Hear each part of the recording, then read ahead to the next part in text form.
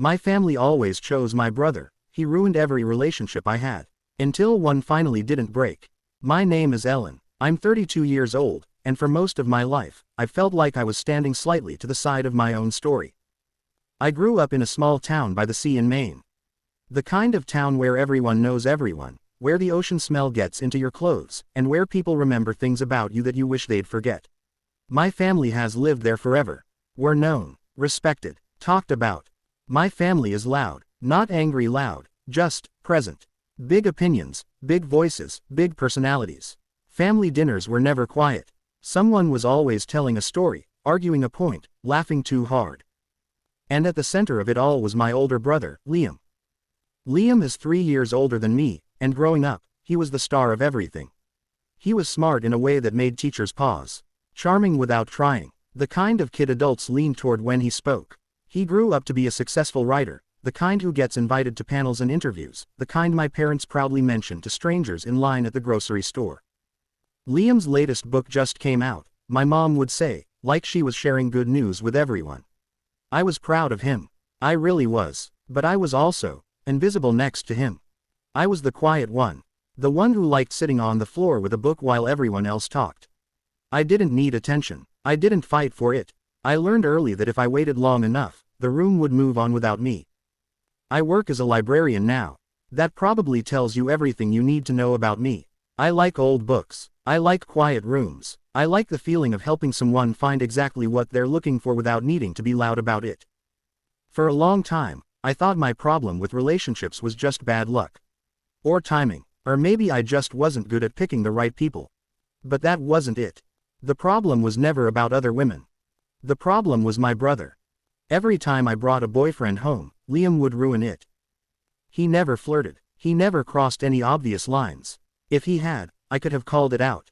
I could have defended my partner. But Liam was smarter than that.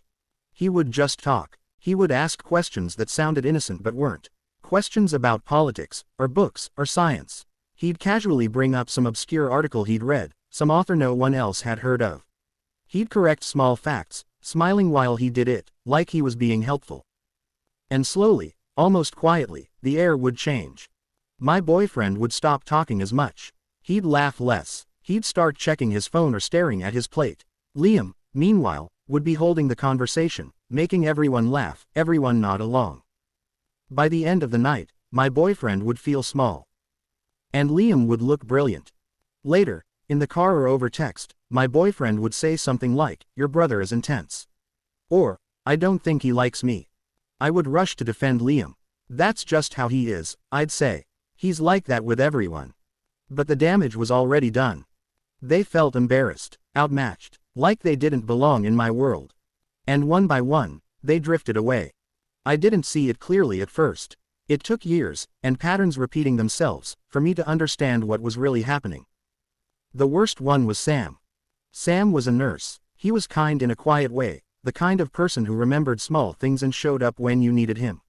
We dated for almost a year, which at that point was the longest relationship I'd ever had. I really thought he might be it. At a family barbecue one summer, I watched it happen again. Liam cornered Sam near the grill and started talking about healthcare policy. Not in a curious way. In a lecturing way. Sam tried to keep up at first. He asked questions. He nodded. But Liam didn't pause. He didn't listen. He talked over him. I saw Sam's face fall, little by little. His shoulders slumped. He went quiet. He left early that night, saying he wasn't feeling well.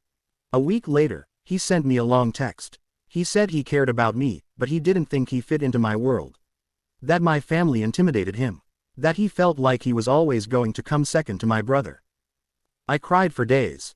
After Sam, I stopped bringing anyone home. For 3 years, I went to family events alone. I told my parents I was busy with work, that I couldn't get time off, that I was tired. The truth was, I was protecting myself. Then I met Ben. Ben was a teacher, kind, smart, steady. He listened when I talked. He didn't rush me. After 6 months together, he said he wanted to meet my family. I panicked. I warned him about Liam.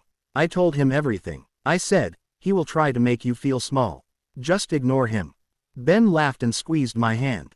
"Ellen, I teach 14-year-olds all day. I can handle your brother." I wanted to believe him. But watching Liam dismantle Ben at my parents' summer party broke something in me. I saw Ben shut down right in front of me. We broke up a month later. After that, I felt done. Broken. Like there was something about me that invited this kind of ending. So I threw myself into work. That's when the oral history project started. And that's when I heard the name Kevin. I work at the town library, a brick building that smells like dust and paper and time.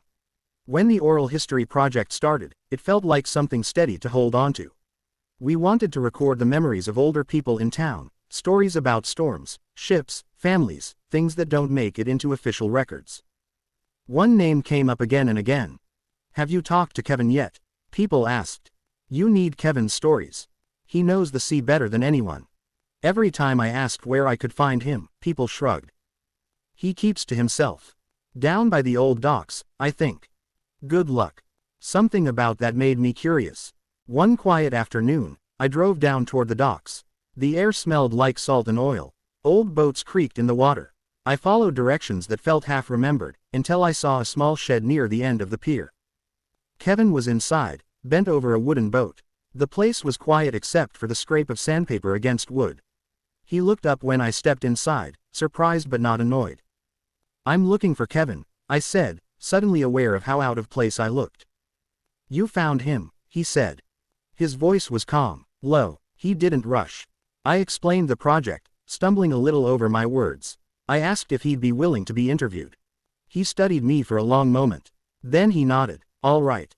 That first visit wasn't an interview. We didn't talk about big things. He told me about boats. About the difference between repairing something quickly and repairing it right. About storms he'd seen from shore. He didn't try to impress me. He didn't talk over me. When I asked a question, he waited until I finished. It felt peaceful.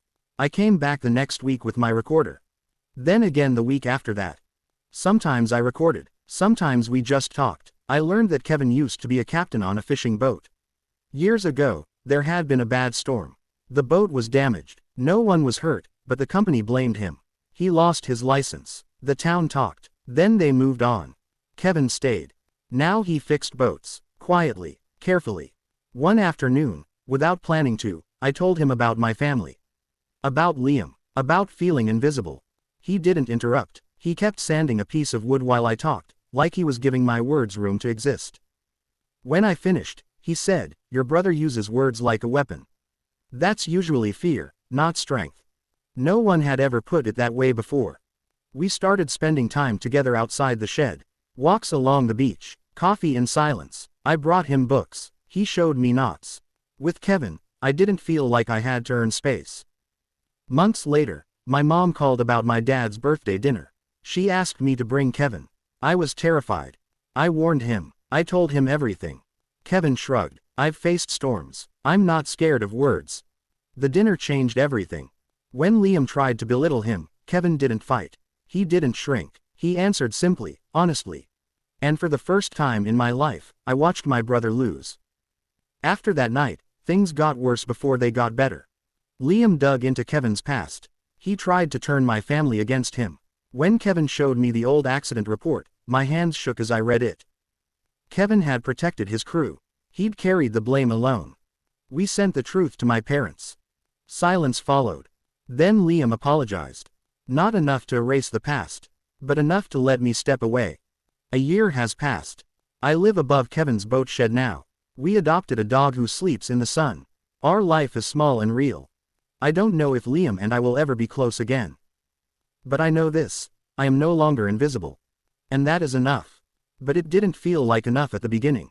Before Kevin, before the dock and the dog and the quiet mornings, there were years where I truly believed something was wrong with me. I want to talk about that part, because it shaped how deeply Kevin's calm changed me. Growing up, I learned early how to disappear. At family dinners, Liam talked and everyone listened. My parents leaned forward when he spoke. When I tried to add something, my words often got swallowed by the room. No one meant to ignore me. It just happened. So I adapted. I became good at being low maintenance. I smiled when people forgot my plans. I said, it's fine, even when it wasn't.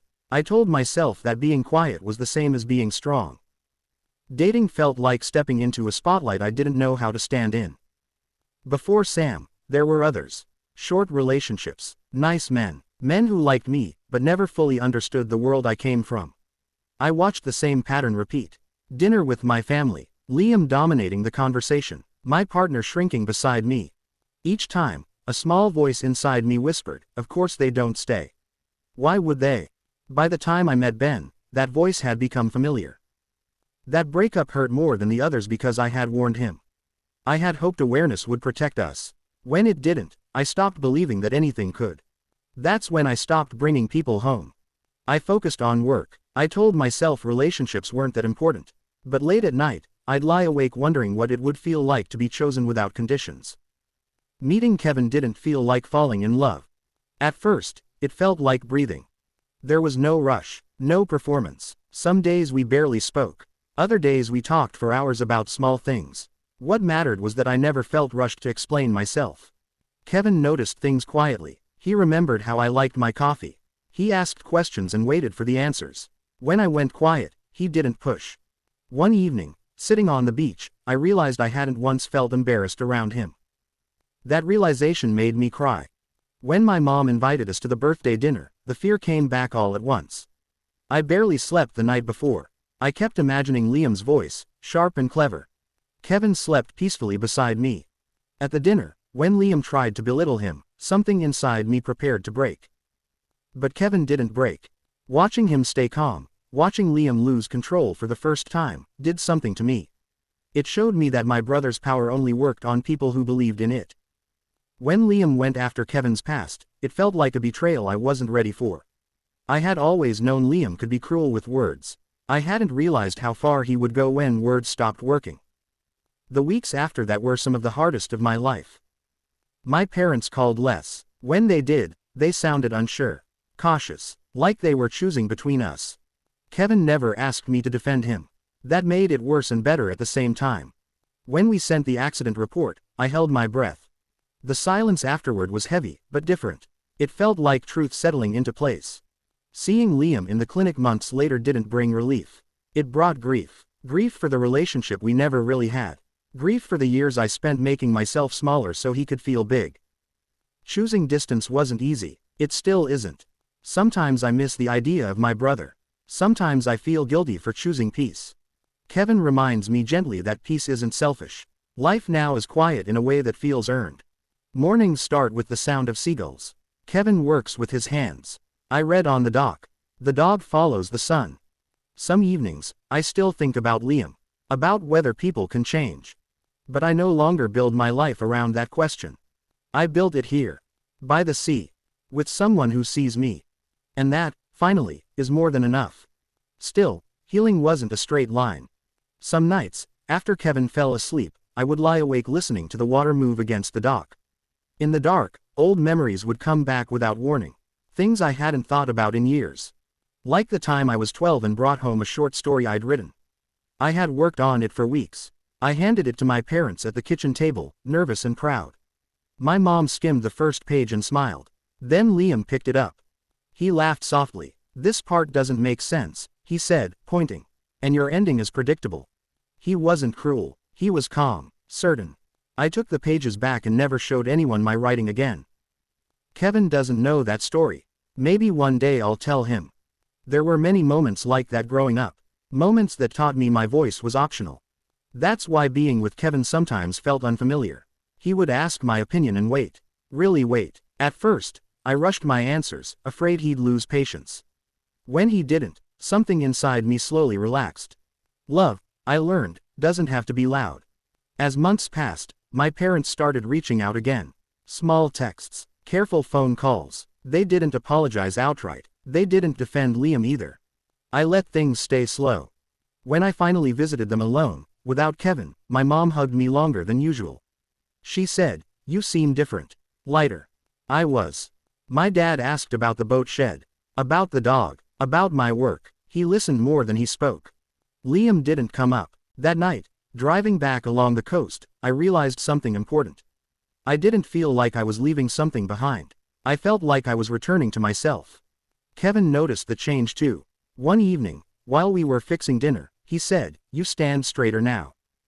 I laughed, but he was right.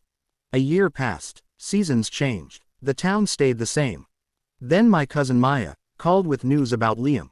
Therapy, volunteering, a quieter life. I felt many things at once. Hope, skepticism, sadness. Kevin didn't push me toward forgiveness or away from it. He just reminded me that I didn't owe anyone access to my life. That reminder was a gift. Sometimes, when I sit on the dock and watch Kevin work, I think about the version of myself who believed love meant shrinking. I wish I could tell her this. You don't have to compete to be worthy. You don't have to be loud to be seen. The right people won't need to be convinced. I don't know what will happen with my brother. Maybe we'll share a quiet coffee one day. Maybe we won't. For the first time, that uncertainty doesn't scare me. Because my life is no longer waiting for someone else's approval. It's here. Salt air, warm wood, a steady love, and a voice that finally belongs to me. Life with Kevin settled into something steady and real. Not exciting in the way movies show love, but comforting in a way I had never known before. Most mornings, I woke up before him. I liked sitting at the small kitchen table upstairs, drinking coffee while the light came in through the window. The dog would lie at my feet, half awake, listening to the seagulls. Kevin worked with his hands all day. Sometimes he came home tired and quiet. Sometimes he talked about a boat that gave him trouble. I listened. I didn't try to fix things. I just listened. He appreciated that.